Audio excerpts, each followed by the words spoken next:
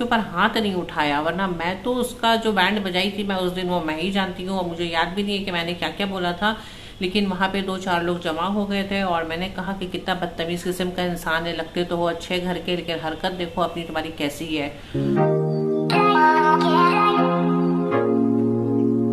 अस्सलाम वालेकुम and welcome back to my YouTube channel.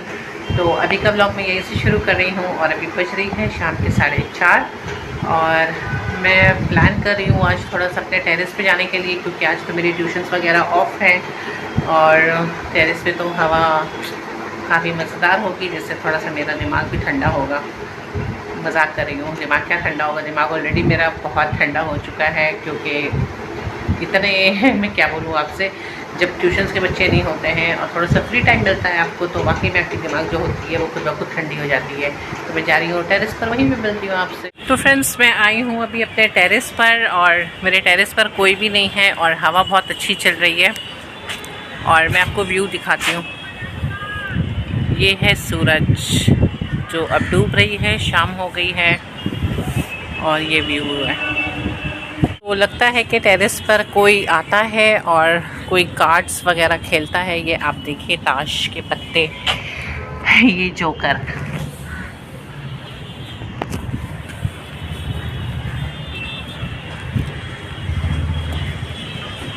तो फ्रेंड्स, हवा का मज़ा ले रही हूँ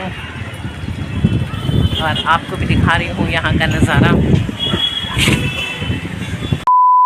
कोई आ गया है टेरेस पर और अब मैं जा रही हूँ घर।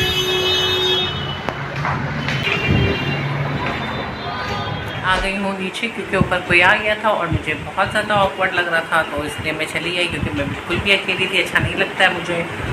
और बस अभी घर में आई हूँ, तो अब देखती हूँ मैं क्या जा रही हूँ करने। मेरी बेटी जो है वो चली गई है नानी के घर और अब मैं घर पे बिल्कुल भी अकेली हूँ, कोई भी नहीं है मेरे घर पे और बारिश भी शुरू हो गई है। अच्छा हुआ मैं ऊपर से आ गई, तो मैं सोच रही थी कि आज आप लोग के साथ मैं कुछ शेयर करती हूँ। तो फ्रेंड्स, ये करीब 15 रोज़ पहले की बात है।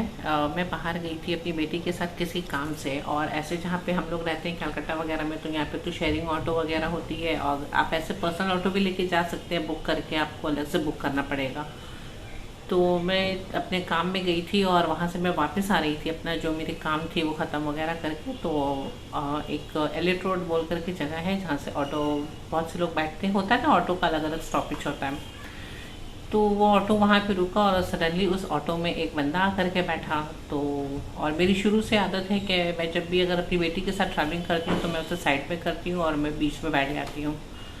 तो वो आकर के बैठा, तो पहले तो वो बंदा इतना हेल्दी था तो मुझे बहुत ऑकवर्ड लग रहा था थोड़ा, कि ये इतना चिपक करके बैठा हुआ है थोड़ा सा। फिर मैंने कहा कि छोड़ो जाने दो, थोड़ी सा है आगे उतर जाना है हम लोगों को। तो जैसे कि ऑटो आगे बढ़ने लगा फ्रेंड्स, तो मुझे कुछ अजीब सा लगा। वो खाली स्माइल पास कर, किसी किसी के नेचर में होता है कि ज़बरदस्ती अगर आप उसकी तरफ ध्यान भी नहीं दे रहे हैं तो वो बंदा आपको देख करके मुस्कुराता है।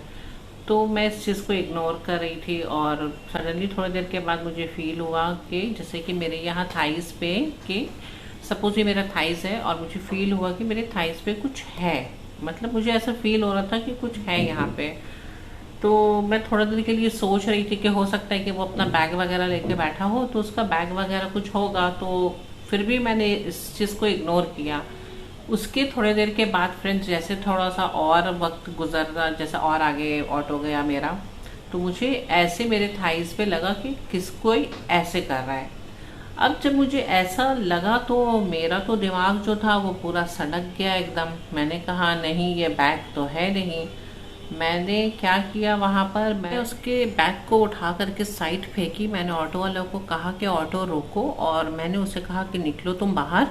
और उसके बाद जब वो बाहर निकला तो उसने कहा कि मैंने क्या किया। मैंने कहा एकदम चुप रहोगे, तुम बोलो मत अपने मुंह से, तुमको पता नहीं है कि तुमने क्या कहा।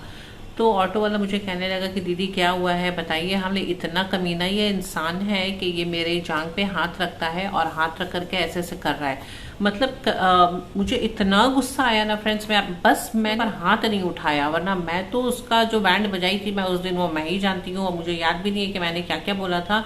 लेकिन वहाँ पे 2-4 लोग जमा हो गए थे और मैंने कहा कि कितना बदतमीज किस्म का इंसान है, लगते तो वो अच्छे घर के लेकिन हरकत देखो अपनी तुम्हारी कैसी है। मतलब वो इग्नोर उस चीज़ को वो डिनाई कर रहा था कि नहीं मैंने ये नहीं कहा है, नहीं कहा, ऐसा नहीं किया, ऐसा नहीं किया है मैंने कहा तो मैं झूठ बोल रही हूँ, मैं झूठ बोलूंगी तुमसे। जो घटिया इंसान है वो उस चीज़ को मना करते जा रहा है, कह रहे नहीं मैंने कुछ नहीं किया, मैंने कुछ नहीं किया। तो मैं बोली उससे कि क्या फिर मैं क्या झूठ बोल रही हूँ, मैं क्या ज़बरदस्ती तुम्हारे ऊपर इल्ज़ाम लगाऊंगी, लगते तो तुम अच्छे घर के लेकिन हरकत देखी अपनी तुम्हारी की हरकत कैसी है। तो ऑटो वाला भैया कहने लगा मुझसे, ऑटो वाले ने कहने लगा कि दीदी क्या हुआ, आप बता नहीं रही हो मुझे। मैंने कहा कि सारा तो माजरा मैंने तुम्हें बता दिया, तुम पूछ रहे हो। तुमको तो सबसे पहले कि इतने हेल्दी मोटे भैंस इंसान को पीछे तो दो लेडीज के बीच में तो बैठाना ही नहीं चाहिए था। जब वो बंदा बैठा था तो मैंने उससे कहा था कि भैया आप नहीं हो तो आगे बैठ जाओ, तो उसने कहा नहीं मैं पीछे ही बैठूंगा। तो फिर मेरी आदत है नहीं कि मैं किसी अननोन पर्सन से मैं मुंह लगाऊं, तो मैं इस चीज़ को इग्नोर कर रही थी। लेकिन मुझे क्या पता था कि मेरे साथ ये ऐसा हरकत करेगा। एक्चुअली फ्रेंड्स होता क्या है कि ना बहुत से ऐसे घटिया लोग होते हैं जो लोग इस तरीके का हरकत करते हैं और सोचते हैं कि लेडीज़ है कुछ बोलेगी नहीं, इग्नोर कर देगी। बहुत सी ऐसी लेडीज़ लोग होती हैं जो लोग इग्नोर करती हैं। ऐसे जो लोग इग्नोर करते हैं उनके वजह से इन लोग की हिम्मत जो है फ्रेंड्स वो आगे बढ़ जाती है, और ये लोग सोचते हैं कि लेडीज़ है कुछ करेगी नहीं तो चलो भाई मतलब ऐसा। लेकिन ऐसा नहीं है। अगर ये किसी के भी साथ हो, ज़रूरी नहीं है कि ये यंग लड़कियों के साथ होता है या मिडिल एज वुमेन के साथ होता है, ये किसी के भी साथ अगर होता है तो फ़ौरन वहीं पर एक्शन करना चाहिए। मेरी तो यही चीज़ है कि भैया अगर आपके साथ कहीं भी कुछ भी हो रहा है तो फ़ौरन आप वहाँ पे बोलिए, मैं क्यों बर्दाश्त करूँ, मैं क्यों चुप रहूँ, भाई मेरे साथ गलत हो रहा है। तो मैंने तो ऐसा बैंड बजाया उस इंसान का वहाँ पे, बस एक ही चीज़ की कमी रह गई थी जिसका पछतावा मुझे आज तक होता है कि मुझे उसको तो खींच कर एक लगाना चाहिए था उसके गाल पर। तो उसके बाद मैं क्या ही बोलूँ आपसे फ्रेंड, फिर काफ़ी भीड़ लग गई थी तो फिर लोगों ने कहा मतलब चिल्लाया उसके ऊपर, और मतलब उसका तो चेहरा देखने के लायक था। उसे तो इतना स्वेटिंग वगैरह हो रहा था, बस वो हैंकी निकाल के पोंछ रहा है, मुझे कह रहा है क्या कि नहीं मैडम जी आपको कोई गलत फहमी हो गई। और उससे भी मज़ा की बात ये थी कि मैडम जी से फिर वो मेरे ऊपर बहन बहन बोल करके चलाया। तो मैंने कहा कि अभी तो ये घटिया हरकत जब तुम कर रहे थे तो ये नहीं सोच रहे थे कि किसी की बहन, किसी की बेटी, किसी की माँ भी बैठी हुई है या ये है। मैं क्या बोलूँ, कितने घटिया घटिया इंसान है फ्रेंड्स। मतलब शर्म बोल करके ये लोग को कोई चीज़ नहीं है कि जहाँ तहाँ मुंह मारने के लिए ये लोग रेडी हो जाते हैं। और ये कहीं ना कहीं मैं तो कहूँगी कि कुछ ऐसी लेडीज़ हैं जिनके गलती की वजह से ये लोग जो इन लोग को और शय मिलती है ये सब हरकत करने के लिए। अगर शुरू में ही ये लोग को रोक दिया जाए, ये मेरे ख्याल से ये आदमी ऐसा हरकत जो किया है ये फर्स्ट टाइम नहीं किया होगा। इसके चेहरे से मुझे लग रहा था कि ये कमीना ये पहले भी कुछ ऐसा हरकत और भी औरतों के साथ किया होगा। तो खैर फिर लोग मुझे कहने लगे कि छोड़िए हटाइए, आप जाने दीजिए। मेरी बेटी भी काफ़ी डर गई थी, उसने भी कहा कि मम्मी आप कैसे एकदम सडनली इससे आप लड़ने लगी। मैं बोली बात ही ऐसी हुई है लड़ने वाली, तुम लड़ने की बात कर रही हो, मुझे तो उसे मारना चाहिए था। उसके बाद मैं अपने घर आ गई, और घर आने के बाद मैंने सारा जो मेरा स्टोरी था मैंने अपने हस्बैंड से शेयर किया। तो वो भी कहने लगे कि नहीं इस तरीके से रास्ते में किसी से नहीं उलझा करो, क्योंकि ज़माना बहुत ख़राब है और कल को कुछ भी तुम्हारे साथ हो सकता है। तो फिर मुझे घर पे भी बहुत गुस्सा है। मैंने अपने हस्बैंड से कहा कि ऐसे कैसे अगर कोई हाथ लगा कर कैसे कैसे किसी को चला जा सकता है, ये तो गलत है ना भाई। तो खैर ये कुछ दिन गुजर गया फ्रेंड। उसके बाद फिर सबसे मज़ेदार चीज़ हुई मेरे साथ कि मैं फिर गई अपनी बेटी के साथ मार्केट, और मैं मार्केट से वापस आ रही थी। और उस जगह नहीं, मुझे दूसरी जगह, मैं ज़्यादातर ऑटो यूज़ करती हूँ। तो जब मैं थोड़ा सा अपने घर के पास ही मैं पहुंची तो होते हैं ना कि बीच से भी बहुत से ऐसे का मिल जाते हैं बैठने वाले ऑटो में।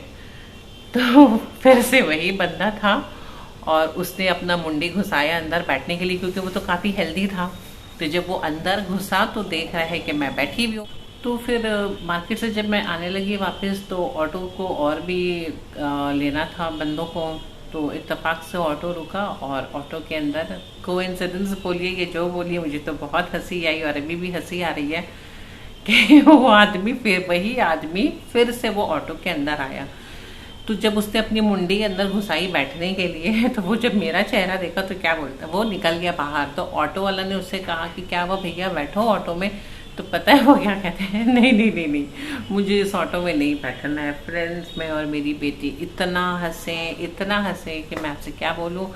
तो मैं यही बोलना चाहती हूँ फ्रेंड्स कि अगर आपके साथ या किसी भी लड़कियों के साथ, सबको अवेयर करना चाहिए, अपनी बेटियों को, बच्चों को, छोटी छोटी बच्चियों को भी, मतलब छोटे बच्चों को भी मैं कहूँगी कि अच्छे से ट्रेन करना चाहिए कि बेटा अगर आपको कोई यहाँ हाथ लगाता है या यहाँ हाथ लगाता है तो गंदू बात होती है। मतलब बच्चों को ये चीज़ बचपन से समझाना। मैं यही बोलना चाहती हूँ कि ये ऐसी चीज़ें अगर हो आपके साथ तो इसे नज़रअंदाज बिल्कुल भी नहीं करना चाहिए, फ़ौरन एक्शन लेना चाहिए।